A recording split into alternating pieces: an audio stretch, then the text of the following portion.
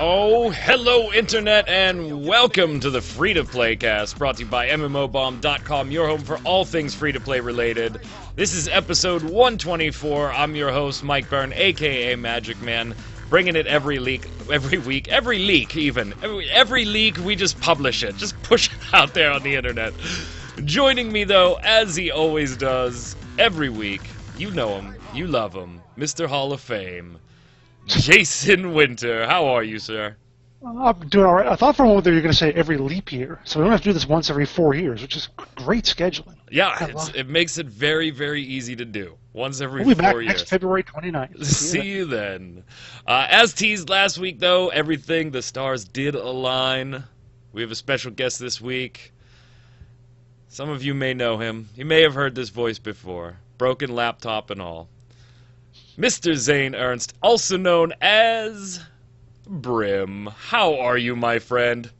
I am fantastic. I am so happy to be back. It's been a long time. Now, you're feeling a little sick. You got a little voice thing going, so maybe the Internet will give you a little slack. Hell no, they're not going to give you any slack. No. We got Give him hell, guys. So lots of changes. Brim, you're at a whole new place, whole new background. You bought a bunch of property out in the middle of nowhere. How's life treating you lately?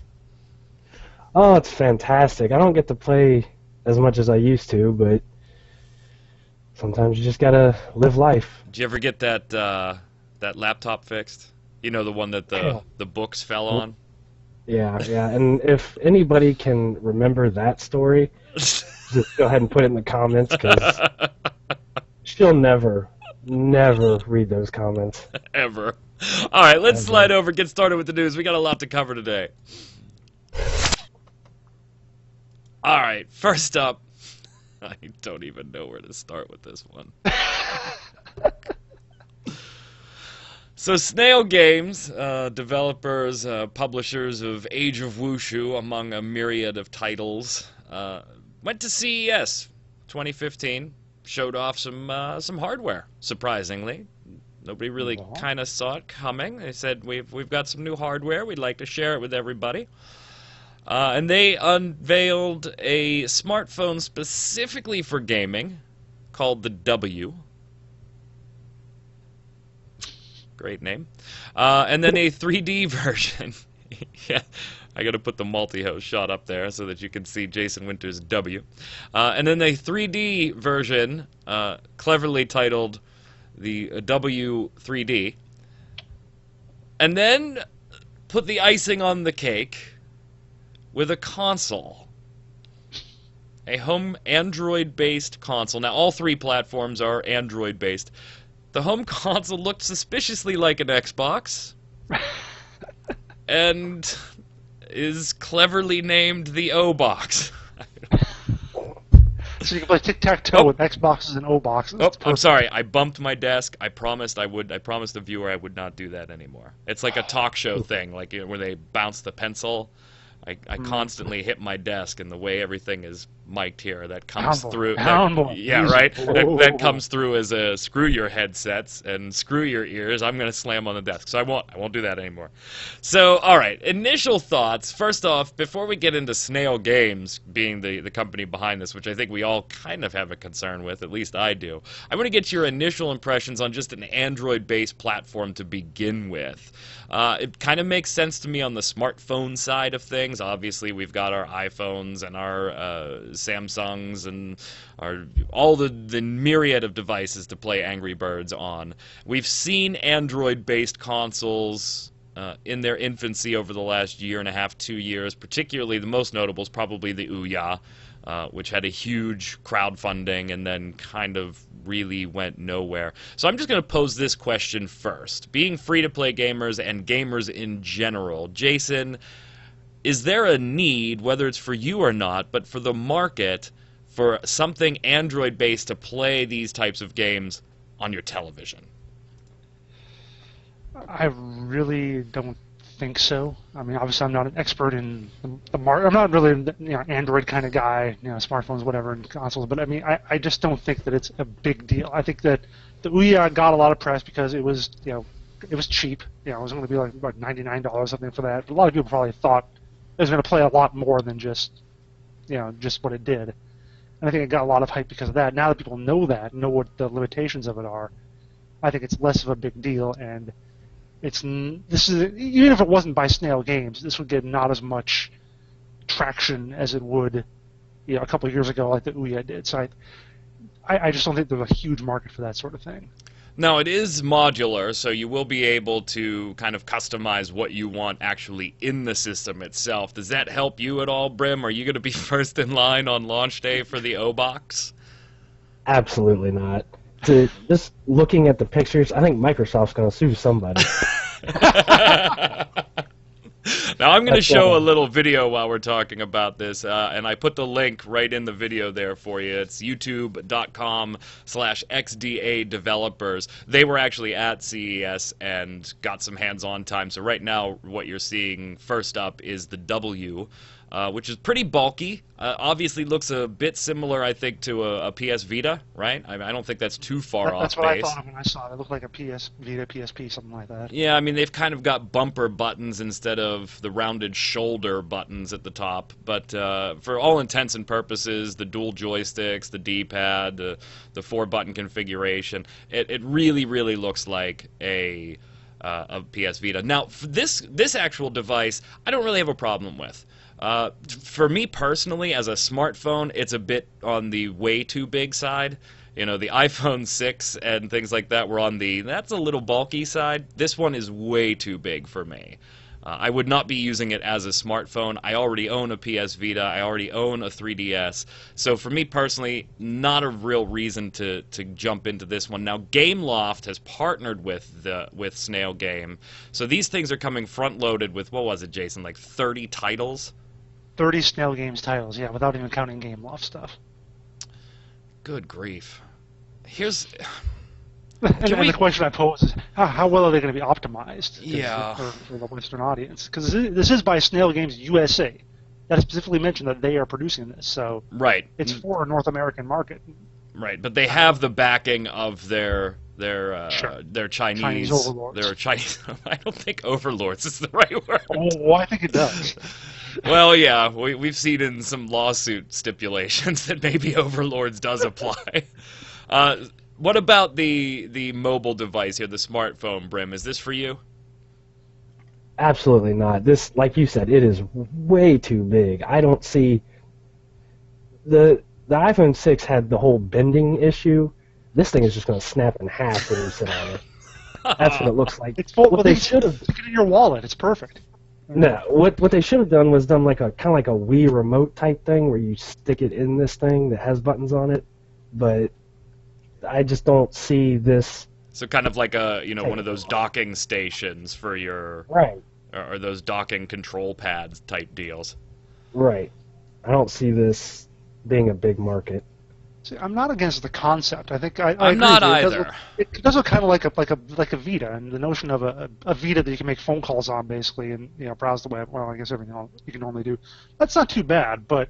And I like the idea of being able to take my free-to-play MMOs on the road too. I'm not even against that either.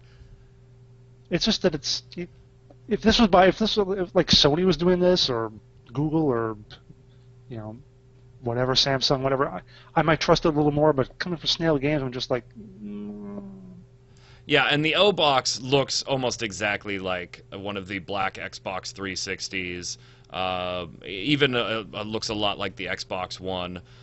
And the control pad looks exactly the same. I mean, it's really treading some lines there. And I just don't... That's the one I'm really question-marked about. I would love to... If I was an Age of Wushu player, I'm sure that I would look into... Is there a way I could get this to work on my television? And I've done that with my PC, right? I've hooked my PC up to the TV to play certain games if I'm just chilling there for a weekend or whatever, or going to a LAN party. Anybody still do those damn things anymore? LAN parties? You're old. I am old.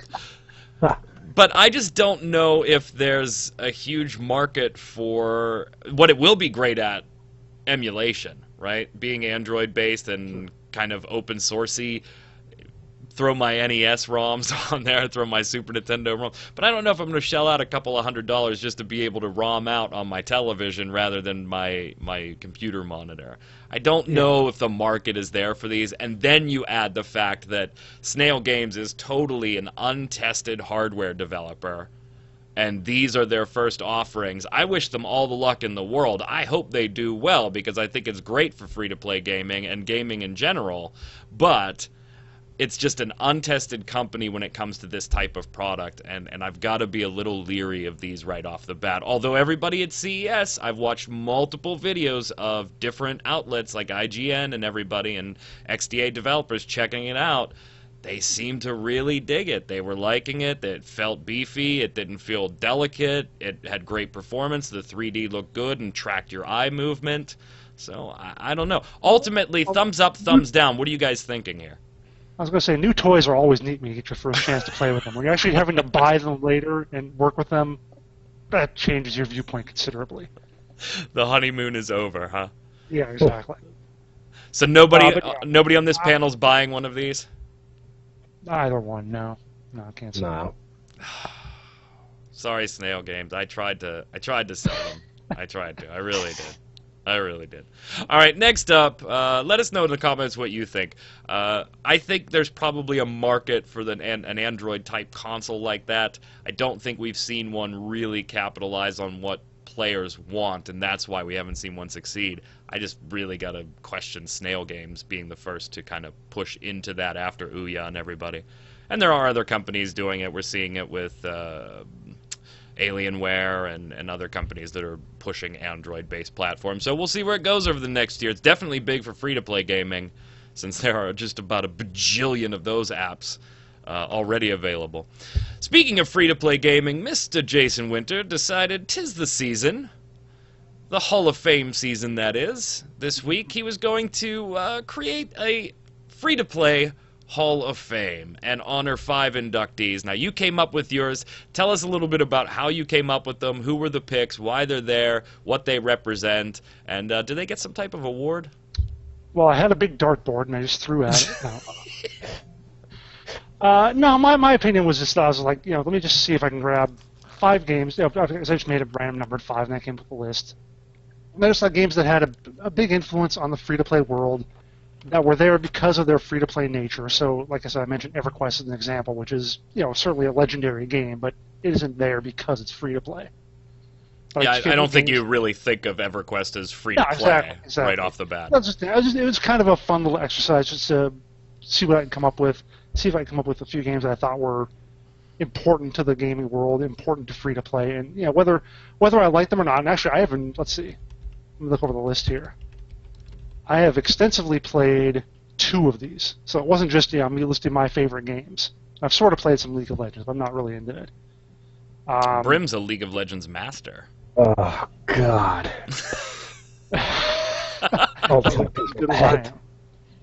yeah, it was just an attempt to see if I could figure out what I thought were 5 very influential games in free-to-play. Not necessarily the best games out there. I'm not trying to come up with the greatest games. Certainly, RuneScape is not on my top 10 of things I ever want to play. But yeah, that was just it. Just see if I could come up with something that represented, like if you were going to come back, 100 years from now and wanted to know what were games that made an influence on free-to-play, you'd want to look at these 5 as something that were very important to the genre. All right, so Jason, give us your actual list. What 5 did you induct for 2014-2015, the inaugural Hall of Fame? All right, so the list was Team Fortress 2, which I put on because it was a pretty successful game beforehand. And then when it went free-to-play, it really just exploded and became almost like the model by which free-to-play games are judged in a lot of ways. League of Legends, because it's freaking huge. I can't really ignore that. But Brim's a League of Legends master. He loves that game. Don't tell people that. World of Tanks I put on because it's a little newer and it was kind of like a bit of an iffy choice, but I decided to put it on there because, like League of Legends, it is pretty huge. They acknowledge almost the same number of players. And I also think it was kind of like, it was almost like League of Legends is to MOBAs, which granted it wasn't the first one, but it's still the one that really made them huge. World of Tanks kind of did this, I think, for almost a new genre of its own games. We're seeing all these tank battling games like War Thunder, Armored Warfare, whatever. they really kind of pioneered that and have spawned a lot of, maybe imitators isn't the right word, but a lot of similar games in their wake. That whole vehicular combat type genre. Yeah, yeah. I also have Dungeons and Dragons Online, which, while not the biggest game on this list, certainly by a long shot, was kind of the game that, when Turbine put it free to play, it kind of popularized the whole notion of free to play RPGs in the West.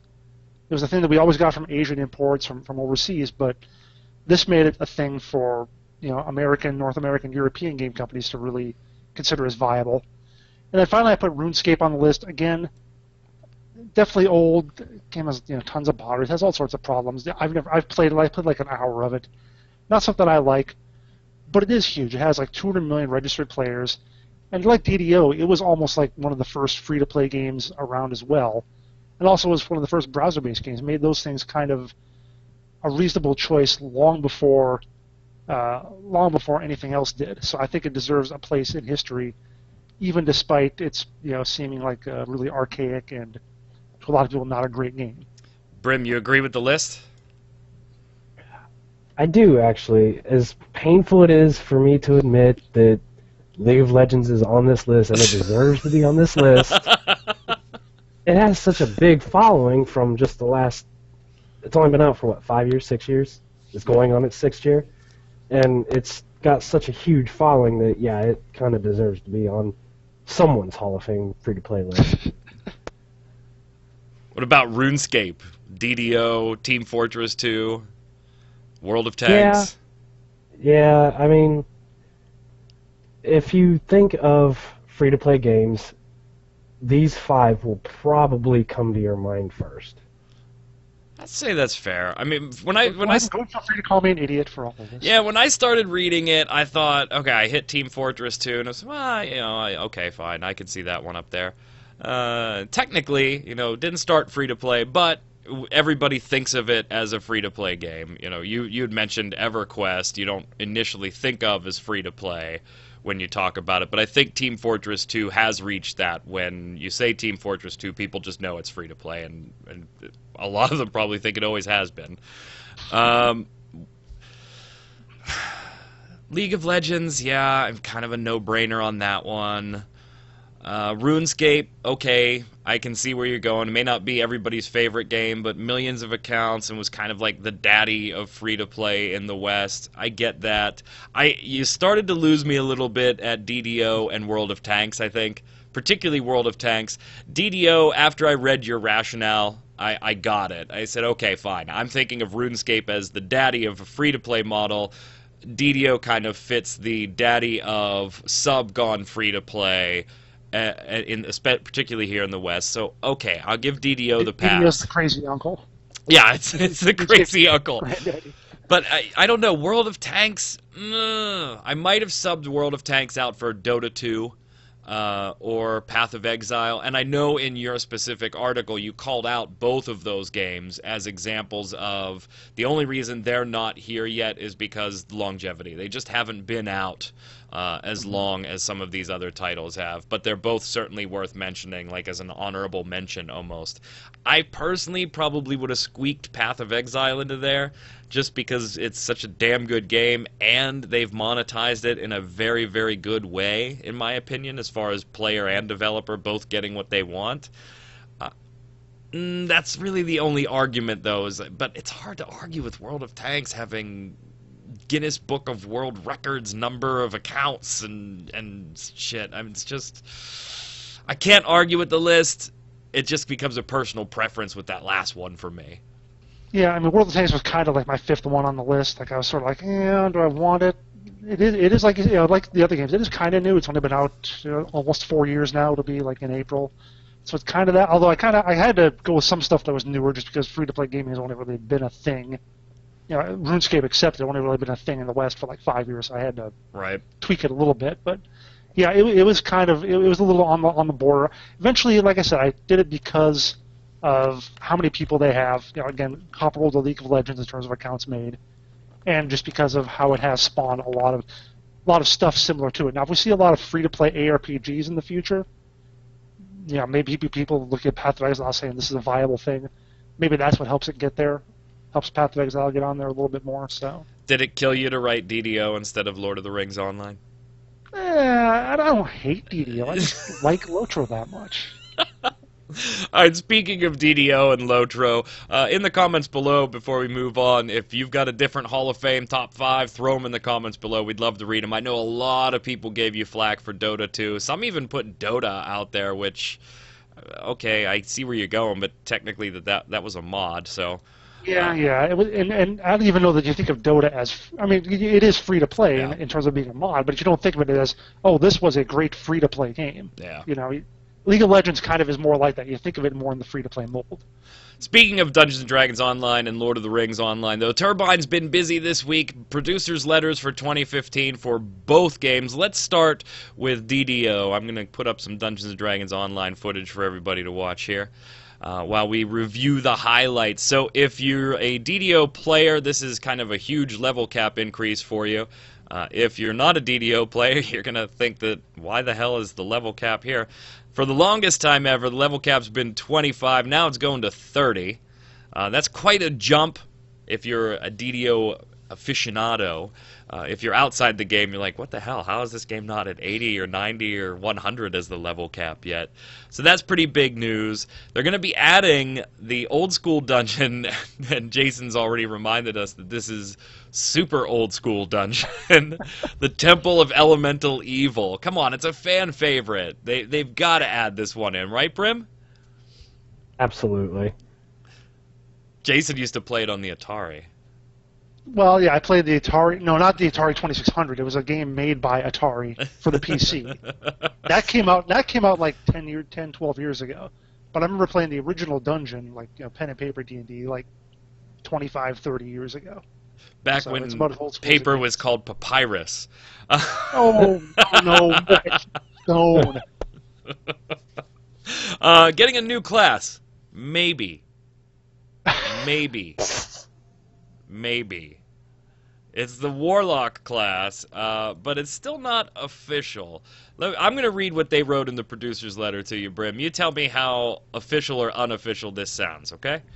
We're looking into adding a new class during the year, and we're considering the Warlock class. The Warlock creates powerful Eldritch blasts to destroy enemies in addition to a variety of spells to aid them in their adventures.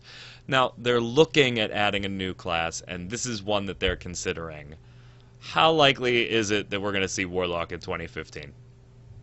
Probably most likely. I can't see them going into detail like that and then be like, oh, here's a warrior. Right? Have a druid. When's the last time they've added a class? Do any of us know off the top of our head? It's got to have been years. Actually, now that I think about it, I think they added the Artificer in an update that I remember writing about either here or for Game Breaker. So within about 2-3 years, something like that. So it's been a couple of years. Been too long. Yeah. That's got to be good news. New festivals coming too. Mimic event where players have to hunt down mimics and have infested the corners of the land. Autumn also brings the new seasonal festival that will haunt your favorite places and provide characters with more treats than tricks. So there you go. Plugging your Halloween event in July or January is always a good thing. What's with the Monster Champion Mysterious Fragment stuff, Brim? What's that all about? I have no clue. Yeah, No, there's not. I mean, it's just what's written on the site, which doesn't give a ton of detail. You have monsters being infused by these. What are they? Infused by these fragments, causing the monster champions to become more powerful. So you beat them, get your stuff, turn them into NPCs for stuff. Oh, so a grind. I'm not gonna say it sounds like a rep grind, but it sounds kind of like a rep grind. It sounds like a token grind. You get your justice and valor points. Or it's like BAMs. It's like D&D. DDO does Terra. Oh my god. Did you really just do that? You're gonna piss off the entire internet. Jason, your game Lord of the Rings Online also had a producer's letter. What's going on there? And you've just had a recent achievement there. So hold on, let's cue it up. Brim, let's give Jason a little applause. Yes, I Congratulations. created my first stage legendary 100 weapon. Ooh. So what else is going on in Lord of the Rings? Well, hopefully I'm not going to have to make another legendary weapon because they're a pain in the ass. It took me once I got it done, it took me like 2 hours to get all the stuff on it that I wanted. Because they almost have too many options at this point with legendary weapons. There's so many different things you can tweak, different places you can assign stuff. I know they did it out of a goodwill in the sense to try and give people more options and so on, but it's just such a, not even so much of a grind, it's just a pain in the ass to have to put all the stuff in there. And hopefully, like they say, that now you can imbue your legendary weapons, they continue the game experience, will no longer need to be deconstructed to advance. So hopefully, I won't need to make another one anytime soon. Pray that I don't. Please, please, Turbine, deal with it. The other big thing they're going to do is in the new PvMP zone, player versus monster player, which is basically their version of player versus player, but some people are the monsters of Sauron. Wait, is this the new zone they've talked about adding for 6 years now? Yeah, pretty much. I mean, they have not added any new content. They added one little area, which is kind of like a PvP with additional like PvE monsters. They did that like 2008 maybe. Other than that, they've had absolutely no new play space for PvMP. So people are seeing this, and it's really a huge deal if they can pull it off this year. They're also doing. They're also going back to putting in some instances, some fellowship instances, group instances, which is kind of odd because like last year's producer letter, or maybe it was the year before, they talked about how, you get into that whole only the top 10% rate or whatever. And they actually quoted a number like that, and that of course pissed off all the rating communities or the high-end players, which it always does. But that was what they quoted as their reason for not doing more group content, as having a more kind of a solo-ish kind of end game or like optional group stuff. So the fact they're going to go back to doing this, it depends on how intense they get into it, what kind of stuff is offered, how much of it is seems like a reversal of previous policy, but that is actually pretty interesting that they're going to go back to doing that sort of stuff. And then various quality of life stuff. They say taking measures to get people onto more popular servers. Interesting, I don't think they've ever had a server merge throughout the game. So that's really kind of an interesting fact. They've never had to do that. And then finally they talk about being in development on a new type of quest content that will roll out like an episodic TV show a little at a time. So hard to figure out how that's going to work. We've got to be closing in on Mordor here, right? Got to be getting close. So the whole war of the ring is. Final battles and stuff. We're getting close. We're going through Gondor. We started in one area of Gondor. We're kind of working our way slowly east. So I think we're going to get maybe Minas Tirith this year, the capital of Gondor. Probably not Mordor until at least next year, would be my guess. I think they mentioned Osgiliath too. Mm-hmm. That's one of the areas. That's the city near Minas Tirith. Right. If you only seen the movies, that's where like Faramir battled the orcs and so on. That kind of ruined city. But that's where across the river. Yeah, it's got the river running through it. So. Interesting. I'm looking. I dabble in Lord of the Rings Online. You and I have played that together. Did you ever buy that expansion pack? I did not. I did not. It was so tempting, though. It was so tempting when they packaged it all up. But the monetization sometimes bothers me. I know it doesn't affect you because you have a lifetime sub, but yeah, even with the turbine points I have, it bothers me. Yeah, so it's expensive. I do enjoy the game. I'm interested to see what happens with it, and you and I have talked about this before over 2015, 2016 into 2017 with the IP contract becoming expired at that point and what they do with this. Although it's hard to say that there's another MMO out there that has a logical ending point like Lord of the Rings Online would, right? Yeah, that's the thing. Once you get through Mordor and once you do all that stuff, then what do you do? Hey, if you can time it so that the contract expires, we're in Mordor, here's the last raid, and you got 5.5 months to beat it because then we're shutting the game down. I mean, you got to say, well, hell, they lived up. They started from the beginning. They went to the end. Nice job, guys. They're actually going to change the ending so that Frodo doesn't toss the ring in the volcano. He tosses the contract in the volcano. All right, let's get out of here. Let's do the bombs. All right, I'm going to go first. I've got a dub bomb. So something awesome to MapleStory 2's housing. Now, I'm not generally known as a MapleStory kind of guy. I go in there every once in a while. Been keeping my eye on MapleStory 2. I like the idea of housing being expensive, but I like MapleStory having an alternative. I also play Final Fantasy XIV, which did housing 100% incorrectly. It's not the way housing should ever be done. It's exorbitantly expensive. Most people can't afford free company houses, let alone personal houses that pretty much run in the same ballpark. And so it's limiting who actually has access to that content. I'm generally not a house guy anyway, but I don't feel like it should be gated that heavily. So MapleStory originally said, oh, we were going to have very expensive housing and land, and oh man, but they're actually introducing an alternative, and that's why I've got to give them the dub. They're actually going to rent out apartments too, so you can, if you can't afford a house, just like in real life, get yourself an apartment. Way to go, MapleStory too. What about you, Mr. Winter? I didn't do this based on what news we were going to talk about, but it's a LOTRO day, so I'm going to give a bomb to the Lord of the Rings online community, at least on my server on Arkenstone, because since I've come back, I got out of the game for like 4 or 5 months, and then since I came back, they added a world chat channel, which at first I thought was going to be awful, and occasionally it is. It gets to the whole politics, religion, whatever, crap. But for the most part, they're really well managed. They do it to find groups, do a little chit chat here and there. But what really impresses me is how often people just give stuff away. Like, you'll see people just saying, hey, I got, they probably had to craft something to get up to a level or something. And they'll say, hey, free, level 50 item or whatever. Level cap is 100, so 50 is not that much. It's not like it's a big deal. They could sell it to a vendor and get, 4 silver off it, which is what I always do because I'm a greedy SOB. But just so often see people put that up there and put up even, the legendary items like I talk about, putting those in there for chat. Just, hey, free to whoever wants it. Crafting materials, whatever kind of stuff that people just want to get rid of and aren't willing to go through the crap of vendoring it or selling it on the auction house or whatever. I don't really see in a whole lot of games just so much free stuff being given away in chat, and it's really good to see people doing that. Nice. What do you got, Brim? You got some epic story about broken hardware over there for us? No, not today. Not today. But I do have to give a bomb to the MMO bomb community.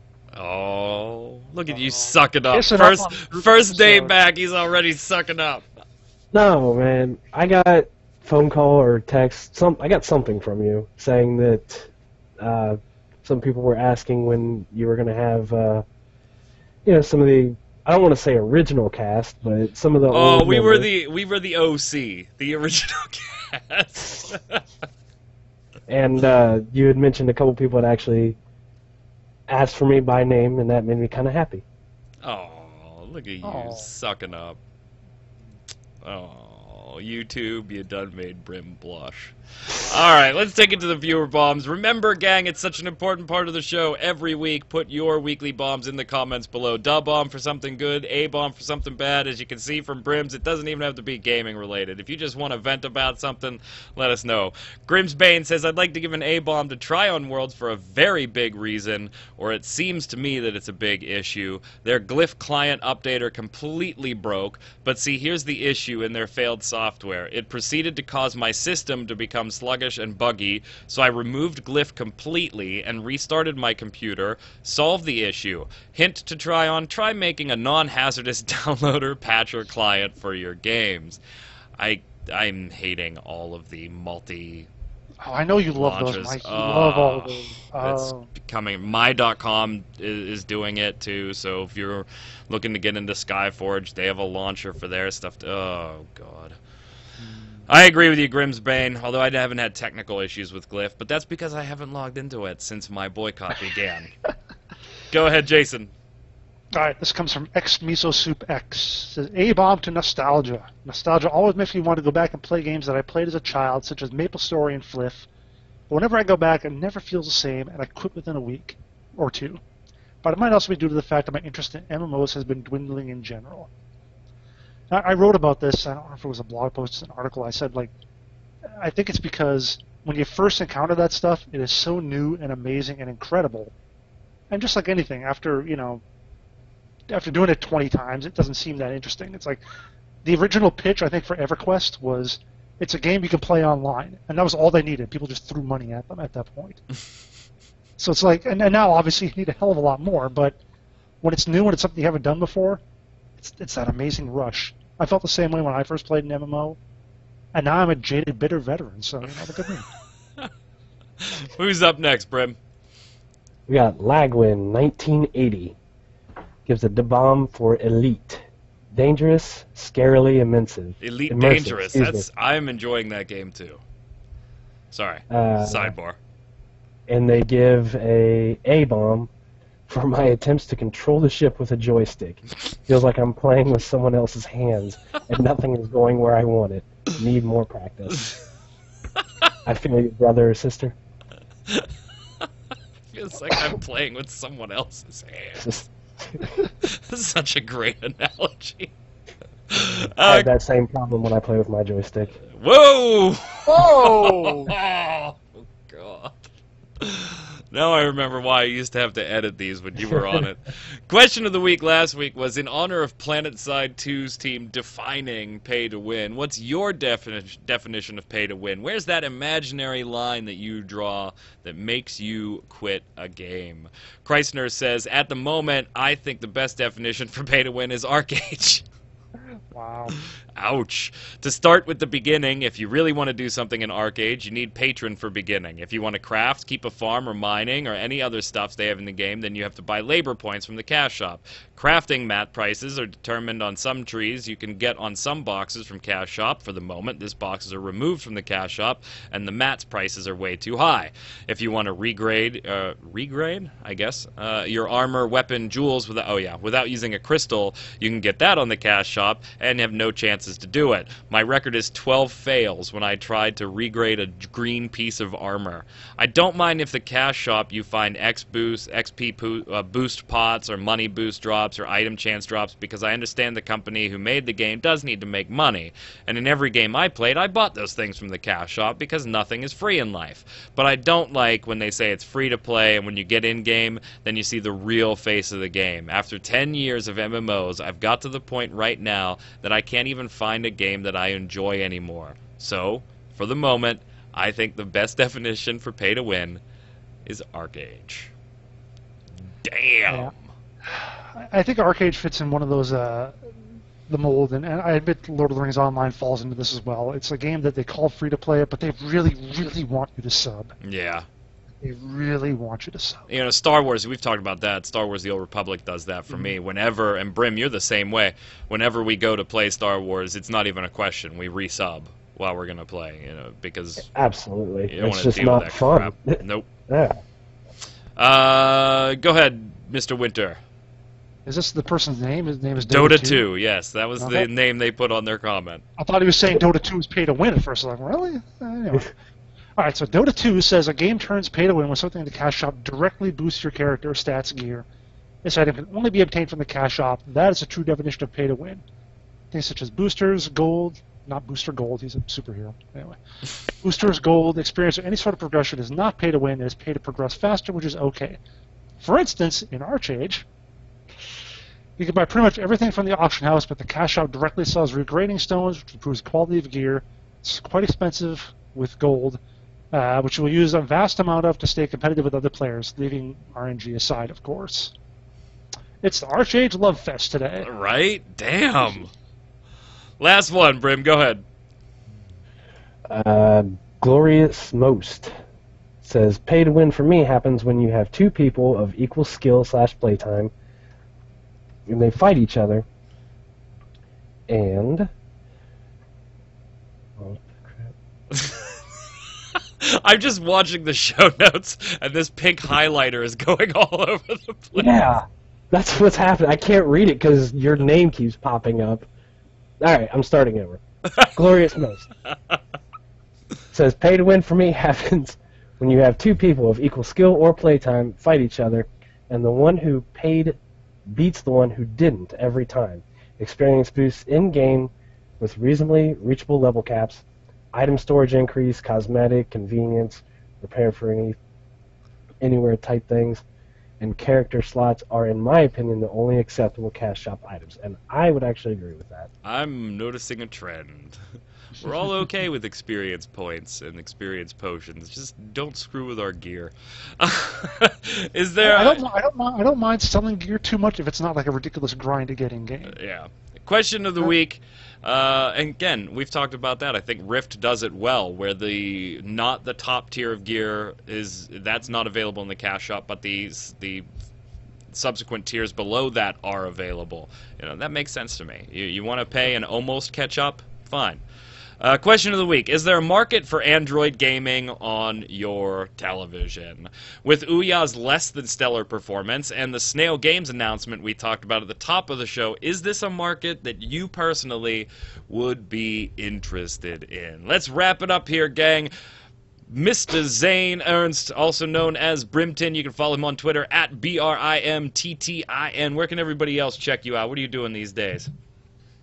Not a lot, really. I am hoping to get back into Lord of the Rings, or possibly even check out Dungeons and Dragons for the first time ever. There you go. Mr. Winter, on the Twitters, at Winter Informal. Where else can our viewers hang out with you and see what you're doing? I actually did a blog post this week. Woohoo! jasonwinter.wordpress.com, and also I stream. Going to get back into it a little bit more this month. Took kind of a break over the holidays. Twitch.tv/JasonWinter. Very cool. My name's Mike Byrne, a.k.a. Magic Man. You can follow me on Twitter at MagicMan1, MAGICKMANN1, or at MMOBomb.com, where Jason and I are plugging away, putting the news in there every day. Until next time, gang, it's been fun. Brim, it was good to have you back, sir. Stay safe, gang. We'll see you out on the servers.